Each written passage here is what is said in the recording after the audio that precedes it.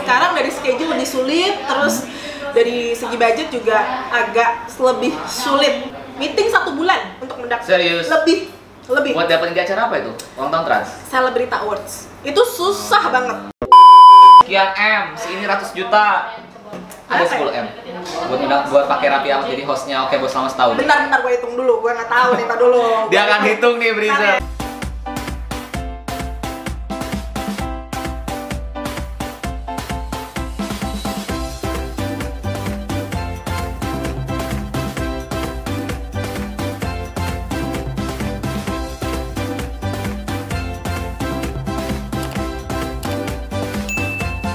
Hai Brizer, masih kembali di YouTube channel Briz Entertainment dan kali ini masih di segmen Ngobris, ngobrol yang hits. Seperti biasa, Ngobris kita akan kedatangan tamu hits yang berkecimpung di dunia entertainment di belakang layar, dan kali ini gue bersama dengan Ibu Mila Marlini. Terima kasih undangannya, susah ya datengin saya ya, sampai schedule berkali-kali loh. Ya ampun. Iya, susah banget dapet jadwal Ibu Mila Marlini. Bu Mila Marlini ini adalah talent koordinator dari salah satu televisi ya, ya di swasta. TV Boleh sebut namanya nggak? Sebut saja Trans 7. Ibu Mila Marlini adalah talent koordinator dari Trans 7. Iya. Ibu Mila, thank you so much buat waktunya. Sama-sama Koko Iki. Karena udah menjadi tamu hits gua, Bu Mila mendapatkan soft content eksklusif dari channel Briz Entertainment, bakal pensil. Ada jarak. Wah, ada jarak. Karena social distancing. Thank you loh, ini udah disemprot disinfektan. Udah banget. Thank you ya. Gue yang thank you. Ya, ya. Oke, Bu Mila, Yes, gini. yes. Kan seperti yang Bu Mila tahu kan, YouTube channel Briz Entertainment ini membahas tentang orang-orang di belakang layar dunia entertainment Indonesia. Dan Ibu Mila ini adalah talent koordinator dari televisi yaitu Trans 7. Sudah berapa lama? Sudah lama. Perlu disebutin ya? Perlu? Dia tuh 10 tahun. Wow. Ya, 10 tahun loh, Briza. Luar biasa. Dedikasi ya, goyang di situ kayaknya. Oke, Bu Mila, mungkin Briza ini pada penasaran, mungkin pada pengen tahu juga. Sebenarnya talent koordinator itu kerjaannya itu seperti apa sih kalau di televisi itu? Mungkin tidak banyak yang tahu ya talent koordinator atau talent tuh di sebuah stasiun TV tuh kerjanya seperti apa. Job desk-nya tuh kalau di Transmedia Group itu mereka tuh lebih kayak bikin request kontrak, negosiasi budget, terus bikin casting juga berkala sih, tapi nggak setiap bulan atau setiap tahun akan ada. Jadi tergantung kebutuhan dari in-house production-nya aja. Karena kan kalau Transmedia itu terkenal dengan in-house production-nya, jadi lebih sesuai kebutuhan aja gitu. Kemudian menjaga mood talent juga, kemudian persiapan sebelum syuting, memastikan talent-talentnya untuk datang ke studio tepat pada waktunya, kemudian hingga pembayaran, urusan pembayaran. Wow, gitu. Kalau artis ada telat dibayar, ini Bu Mila mana sih belum dibayar gitu, sering nggak dapet kayak gitu? Iya, padahal yang bayar tuh finance salah nagihnya. Tapi kita nggak boleh ngasih nomor finance kan? Tapi kita etikanya kalau di sana memang sebagai PR-nya di produksi itu talent itu gitu. Jadi PR sekaligus yang menghandle dan bertanggung jawab dari artis tersebut di kontrak sebelum syuting sampai proses pembayarannya gitu. Jadi kita tuh orang lapangan juga, di belakang meja juga, jadi dua gitu. Jadi kalau mau teman-teman yang suka dengan dunia pertelevisian, merasa bisa bekerja sama dengan tim baik indoor ataupun outdoor, ataupun suka di belakang meja ataupun di lapangan, ini cocok banget buat kalian. Dan suka pengen ketemu artis, cocok ya? Nah, kalau teman-teman kayaknya banyak deh orang yang suka sama artis, gak ada yang nggak suka deh kayaknya, ya nggak sih? Bener-bener. Ya kan? Tapi sekarang program apa aja nih Bu Mila? Iya, kalau di runut sih udah banyak ya. Nah, program udah pernah Ibu Mila pegang sama di Trans 7 apa aja? Banyak banget. Tapi yang paling baru-baru ini lagi diomongin pembicaraan netizen tuh Oke Bos. Wow, Oke Bos, oke banget ya. Oke banget, siap bos. Oke Bos, siap bos. Siap bos, oh iya. Siap. Apa lagi selain Oke Bos sebelum Oke Bos? Hitam putih ya? Hitam putih pernah, OVJ pernah waktu pas zamannya Sule. Andre masih bergabung 2010 masih. Oke Bos dari awal Oke Bos dirimu pegang? Ya, dari Oke Bos pertama kali. Berapa? Udah setahun lebih ya? Ya, setahun. Wow, sampai sekarang masih bertahan di talentnya Oke Bos. Oke Bos, belum di rolling nih nggak tahu. Ntar gue mau nanya tentang Iya. Raffi ya, tapi sebelum nanya tentang Iya. Raffi, kan Raffi soalnya hostnya Oke Bos, Breezer. Tapi Iya. ntar kita ngomongin sebelum Raffi, dari semua artis-artis yang pernah di-handle dengan Ibu Mila, itu apa yang menurut Ibu Mila yang paling ribet gitu loh menghadapi artis? Karena orang tahu kan ya, ngurusin artis ribet, entah itu negonya susah, entah itu orangnya kadang permintaannya suka aneh-aneh gitu loh. Sering nggak sih menghadapi kayak gitu? Biasanya sih artis-artis yang kayak gitu acara besar sih biasanya. Contoh, konser musik. Konser musik, acara ulang tahun Transmedia. Woi, Itu dulu biasanya bakal ketahuan. Bener-bener, dulu gue pernah kita pernah satu bareng ya waktu itu pas zaman gue masih kerja di Transcorp. Jadi kok kayak gini dulu juga talent koordinator, alumnusnya Trans TV, Transmedia juga dia dulu. Tapi saya udah pensiun. Udah pensiun, udah sukses. Amin. Amin. Nah terus ada sultan artis kira-kira yang ribet, yang paling maksudnya agak susah di handle, pernah nggak sih menghadapi kayak gitu? Dulu sih sering kebagian artis yang susah GR ya, telat GR, itu kayak apa ya, kayak pertaruhan harga diri dan nama baik banget gitu loh. Karena kalau misalnya artisnya belum datang nih Breezer, jadi kita tele dicari, Mila ini udah di mana, ini udah di mana, lu gimana sih, kok nggak di follow up gitu kan?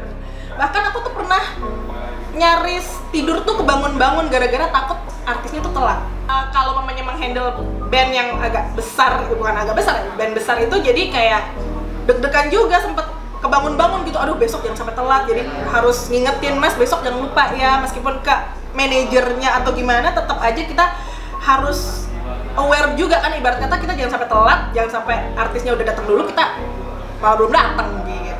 Untuk Ibu Mila sendiri biasanya di Trans 7 ini kuncian artisnya siapa aja yang harus, jadi gini gue mau kasih tau dulu, jadi namanya kuncian artis adalah kalau kita kerja di TV itu, di talent TV ada pokoknya kalau artis si Anu, talentnya harus si Anu gitu kan. Dan Ibu Mila ini setahu gue ya zaman di Trans itu banyak yang kuncian artis harus Bu Mila, bener nggak? Ya, itu sebetulnya kuncian itu istilah buat teman-teman talent untuk memudahkan sih sebenarnya. Ada beberapa teman-teman talent yang deket sama artis-artis dangdut ada. Jadi kita biasanya sudah memposisikan ya udah deh untuk artis dangdut, talentnya yang standby si A aja gitu. Nggak ada tujuan gimana-gimana, lebih ke mempermudah pekerjaan gitu. Oke, biar kalau ada apa-apa ngomongnya juga lebih nyaman. Iya, gitu mereka kan. lebih ke satu pintu, karena biasanya kalau artis-artis yang udah punya nama dan udah terbiasa dihandle sama satu orang tertentu ya, itu mereka akan lebih prefer ya udah deh Mila juga udah tahu mesti gimana. Oke.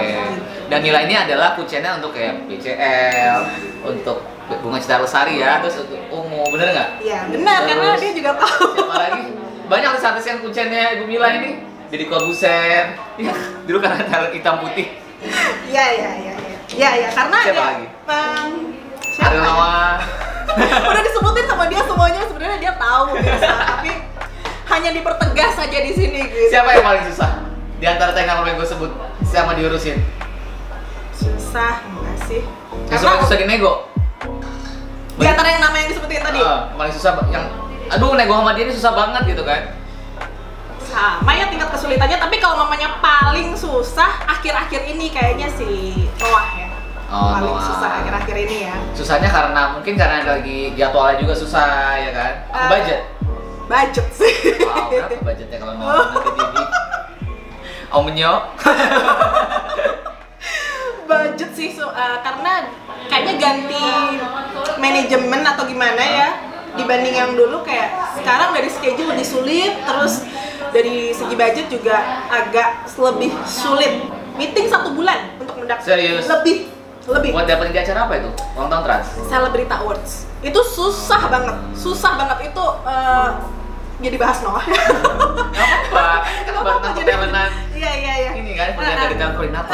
Biar bisa pada tahu kalau mau kerja di talent koordinator gini susahnya juga Iya, ada.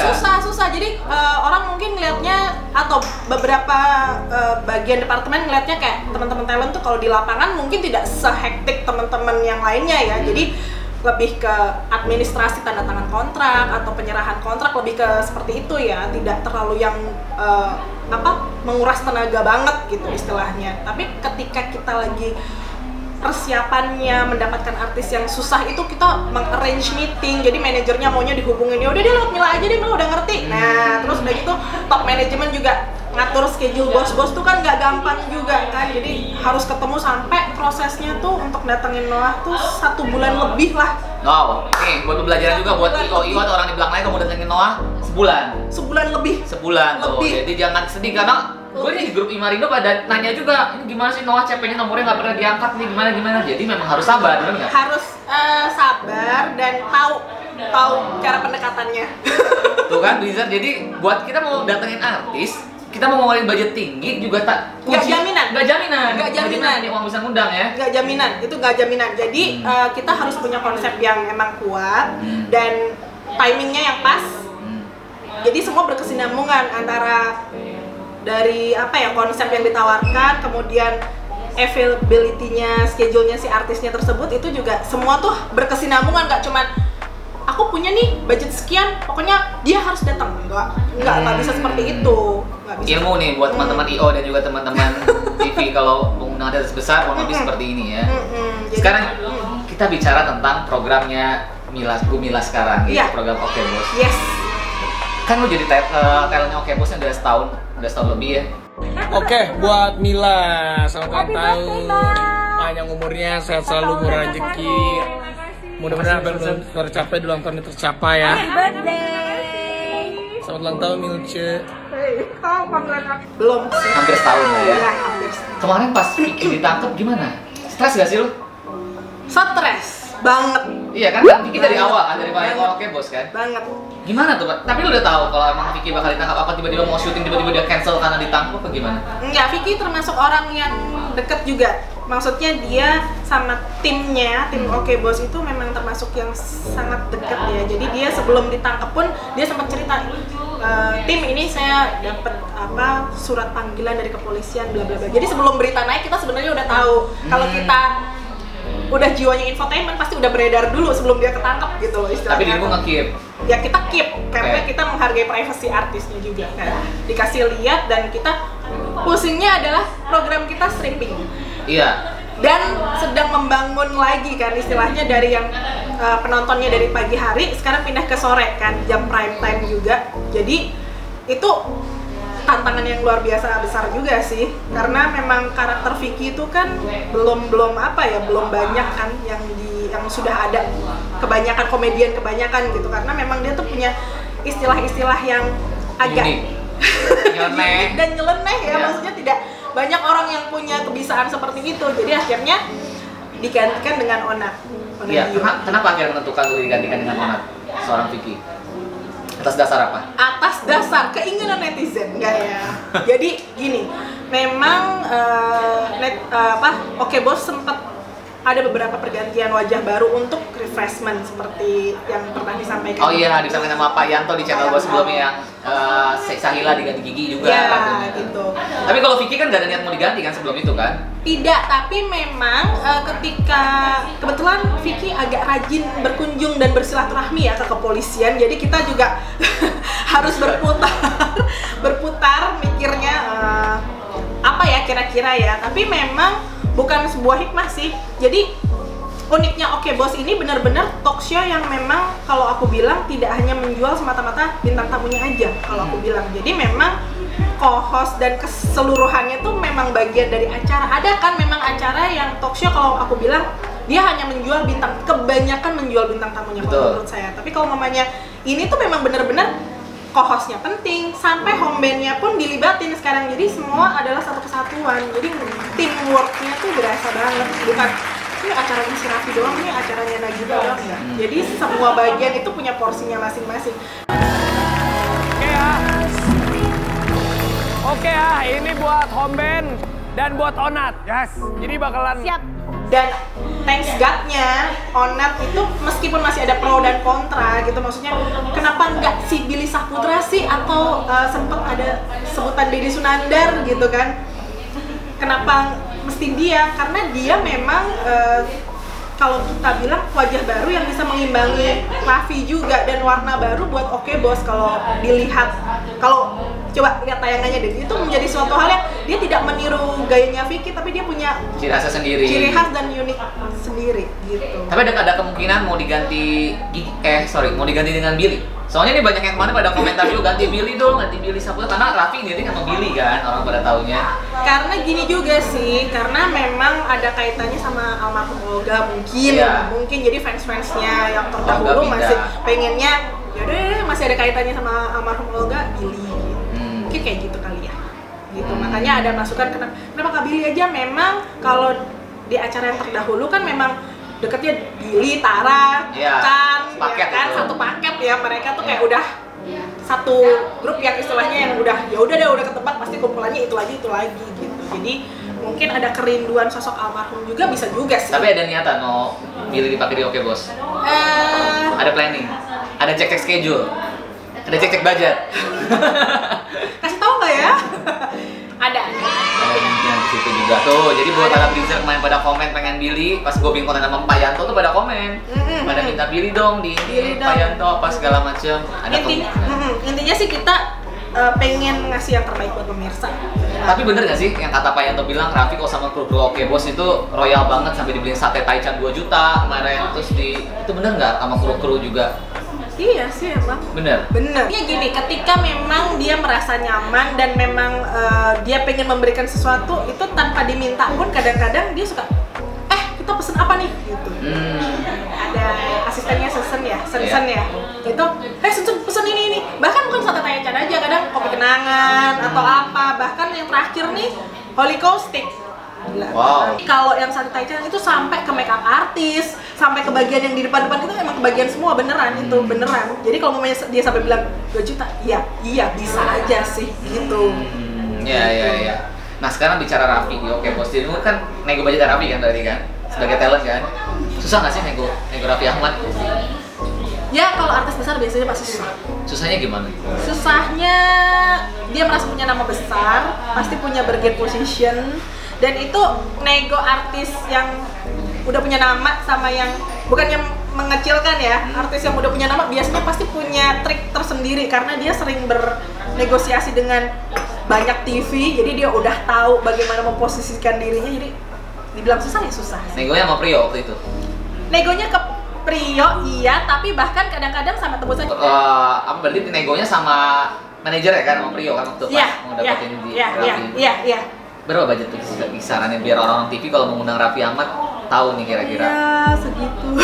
Penasaran kan? Bisa juga pasti penasaran undang Raffi Ya, Ahmad di segitu. Oke jadi host Oke Bos mau lebih hampir setahun berapa kira-kira segitu, budgetnya? ya segitu sih.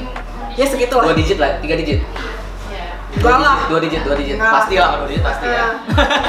Setahun ya udah estimasi dalam setahun kira-kira berapa budget yang dikeluarkan oleh pasti kan nih, jadi zaman kita jadi talent tuh kita tuh bikin namanya AP voucher, advance payment, kita tuh pasti udah ada settlement nih setahun bayar siapa sini sekian M, sini ratus juta, ada 10 M buat pakai Raffi Ahmad jadi hostnya Oke Bos selama setahun. Bentar gue hitung dulu, gue nggak tahu nih, tar dulu. Dia akan hitung nih Briza. Ya. Kalau gue nggak dikasih tahu harga per episodenya, jadi gue minta harga kisar selama kurang lebih setahun aja dia keluarin budget buat Raffi Ahmad berapa? Wow sih. 10 M ada. Tapi menurut dirimu worth it nggak sih kalau saya dengan bayar maksudnya artis yang harga mahal kalau lebih kayak Raffi Ahmad di jadi host di Oke Bos, worth it nggak dengan bayar harga segitu? Fansnya di media sosial tuh sangat luar biasa. 2 jempol deh buat Iya. fans. Oke, mungkin Blizzard pada penasaran juga cara negosiasi. Nah. Nah ini mungkin karena dia sebagai talent koordinator, boleh nggak sih kita praktekin Bu Mila gimana sih caranya menegosiasi artis? Pasti kan dirimu kontak manajernya atau artisnya langsung atau gimana? Cara step by stepnya menego artis. Misalnya gue manajer artisnya, Bu Mila talentnya. Coba kita contoh misalnya ini gue manajer Raffi Ahmad. Gue manajer Raffi Ahmad, jadi mau telepon ceritanya. Mau buat host Oke Bos. Oke. Bisa pada penasaran cara orang di belakang lain, orang taunya di TV udah nongol di TV aja, dia nggak tahu prosesnya kalau buat si artis itu muncul di TV harus dinego dulu dia budget baru dia datang ke TV tersebut, bener nggak? Iya benar. Coba Bu Mila saya telepon gue manajer Iya, coba. punya Raffi. Iya. Teleleleleleles. Teleleleleleles. Halo? Ya, halo. Iya, dengan siapa? Loh, Mas Prio ini ya? Oh iya, aku Prio manajer Raffi. Oh iya. Ini dengan siapa? Ini dengan Mila Mas, dari talentnya Oke Bos. Oh iya, Bu Mila, apa kabar ya? Baik, Mas. Mas, ini kan menyoal acara baru kita nih. Nanti kan rencananya hostnya Mas Raffi. Itu schedule-nya sudah aman ya Mas ya? Waduh, Raffi jadwalnya full banget. Aku udah ada 6 program TV nih Mbak. Oh gitu ya Mas ya. Tapi kalau mamanya dari laporan dari produsernya udah aman tuh Mas, gimana? Ya aman sih, cuman yang penting budgetnya. Maksudnya aku juga ya kan buat apa sih namanya, buat supaya aku buat compare ke bos juga gitu. Maksudnya aku buat compare ke bos Raffi, di Poke Bos budgetnya sekian, jadi aku juga bisa bandingin di sini gitu. Budgetnya berapa ya Mbak kira-kira? Ya budgetnya sekian ya Mas. Kecil banget Mbak, aku di TV ini harganya segini, kenapa Iya, di Mas. Oke Bos segitu? Iya, soalnya kan kita memang acaranya masih baru Mas, jadi ya gitu, tolong dibantu ya Mas ya. Aku coba laporan dulu sama bos dulu ya. Oke Mas. Ya kurang lebihnya Oh, kayak seperti itu ya cara kurang nego ya. lebihnya. Oh, tapi biasanya kalau nego artis berapa kali bolak-balik itu ini tadi misalnya gue tanya dulu sama artisnya dulu, itu bisa sampai maksimal berapa kali? Sampai tergantung artisnya. Kalau kelas Raffi Kelas Raffi lama pasti. bisa pernah ada sampai sebulan buat serius. Wow. Kalau artis-artis besar biasanya kayak text time gitu untuk menemukan bukan angka yang murah ya, tapi angka yang memang sesuai sama job desk-nya dia, kemudian brand posisinya dia semana gitu kan. Kita juga maksudnya standarisasinya itu nggak yang mas main yaudah deh sekian si artis A sekian, si artis B sekian, nggak. Itu sudah ada bargain positionnya masing-masing. Kenapa kita mengasih dia lebih? Kenapa ini cukup segini aja? Toh itu kan juga nanti dilihat progresnya, kalau semakin membaik kan pasti kita juga mengapresiasi, ada jadi biasanya ada kenaikan juga untuk ada. Jadi kalau kayak host kayak Raffi itu biasanya kontraknya langsung berapa episode? Biasanya ada artis langsung kontrak setahun kalau reguler apa enggak? Tergantung artisnya. Lihat positioning programnya lagi, balik lagi. Tapi kalau namanya itu adalah program stripping yang maksudnya kita sudah bisa membaca ini bakal perjalanannya biasanya dimulai dari 3 bulan, 6 bulan, setahun biasanya gitu. Untuk Raffi langsung dikontrak berapa lama? Ini fans-fansnya Ras pada penasaran nih, kira-kira artis gue di Oke Bos bakal dikontrak berapa lama ini, bakal berapa programnya panjang apa enggak nih? Gue bilang menentukan panjang kontraknya dari kontraknya dia yang buat. Karena dia memang sudah apa ya, maksudnya ada beberapa artis yang kalau Raffi sih udah ketebak lah ya, tidak melalui tahapan itu. Oke Bu Mila, dari dirimu yang udah lebih dari 10 tahun kerja di dunia pertelevisian di bidang talent koordinator lebih tepatnya, ada pesan nggak sih buat semua orang-orang, mungkin anak-anak yang baru lulus kuliah pengen kerja di TV, atau juga orang yang udah kerja cuma pengen nyobain kerja di dunia entertainment, ada pesan nggak sih buat mereka-mereka itu semua? Pesannya bahwa dunia televisi itu adalah pekerjaan yang menguras waktu, tenaga dan pikiran. Jadi kalau mamanya passionnya nggak di situ, lebih baik jangan. Karena apa? Ketika itu setengah-setengah tuh malah nggak menghasilkan apapun. Yang ada kayak wasting time, lebih ke buang-buang waktu gitu. Harus itu maksimal ya. Harus maksimal. Kemudian kerja di TV itu teamwork. Teamwork artinya tidak ada satu unit bagian manapun yang paling penting atau lebih penting. Jadi semua tuh sama gitu loh. Maksudnya kalau mamanya ada bagian finance-nya yang berkurang satu, atau mamanya nih unit talent nih nggak perlu deh nih, nanti yang ngurusin kontrak artis siapa? Betul. Gitu. Ketika ya udah deh kreatif dirangkap sama PA, nanti yang ngurusin konten detailnya siapa, yang kayak gitu. Jadi nggak ada yang lebih penting satu, nih kreatif lebih hebat daripada unit lainnya, nggak. Jadi sama semuanya. Tapi dirimu menikmati pekerjaan sebagai talent koordinator sekarang? Ya of course, dari jangka waktunya yang lebih dari 10 tahun itu ya, jangan ditanya kayaknya. Ya, jadi yang penting kita kerja selalu dengan, yang penting kerja dengan hati ya. Ya itu salah satu tagline saya di Instagram saya, jangan lupa @milastagram. Follow ya Instagramnya ya. Itu jadi promosi gue. Ya pokoknya intinya kalau mamanya bekerja tuh jangan setengah-setengah dan gunakan dengan hati, karena begitu kalian mengerjakan segala sesuatunya dengan hati dan dengan hati yang senang, itu rezeki, kemudian kemudahan, semuanya tuh udah menjadi satu chemistry yang bagus banget. Udah nggak usah susah-susah. Kenapa? Tapi kalau mamanya dengan hati yang tidak senang atau setengah hati, itu malah kayak nggak dapat apa-apa, udah capek, hasilnya nggak maksimal, rezekinya juga nggak datang. Trust me. Bener. Gue setuju banget nih kata Ibu Mila ini, dari Ibu Talent Koordinator TV kita. Thank you so much buat waktunya. Terima kasih. Jangan lupa semuanya untuk subscribe, like, comment, and share. Kalian bisa komen juga besok kira-kira mau tokoh siapa lagi, tokoh di belakang layar siapa lagi, atau job desk kerjaan layar apa lagi, atau manajer rantai siapa lagi yang kalian pengen denger ceritanya biar gue undang di acara Ngobris, Ngobrol Hits, dan dengan tema-tema dan juga pemberitaan yang lebih lagi hits lagi. Oke. Thank you so much buat waktunya Mila. Terima kasih. Bye-bye. Bye.